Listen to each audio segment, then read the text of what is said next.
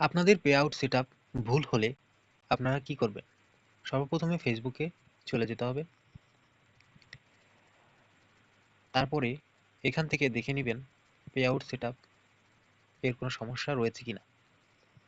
আপনারা এখান থেকে দেখতে পেলেন কোনো সমস্যা নেই। পরবর্তীতে এখান থেকে ক্লিক করে এই যে আইকনটা দেখতে পাচ্ছেন এখানে যাবেন। সেটিং আইকনে যাওয়ার পরে নিচে স্ক্রল করবেন এবং পেমেন্টস এই অপশনে আরও দুটি অপশন পাবেন। সেখানে পে আউটস নামের একটি অপশন রয়েছে, এখানে যাবেন। এখানে দেখবেন কারো যদি ডলার আর্নিং হয় তাহলে নেক্সট পে আউট এই অপশনে জমা দেখাবে, আর যদি আর্নিং না হয়ে থাকে তাহলে আপনারা এখানে শূন্য দেখতে পাবেন। এই পর্যায়ে পে আউট সেট আপ যেহেতু আপডেট করবেন, যদি কোনো সমস্যা থাকে তাহলে এই উপরের সিটিংয়ে গিয়ে আপডেট করবেন। উপরে আসার পরে এখানে আপনারা দেখতে পাচ্ছেন স্পষ্টত এটা হচ্ছে ব্যাংকের অ্যাকাউন্ট সেট আপ।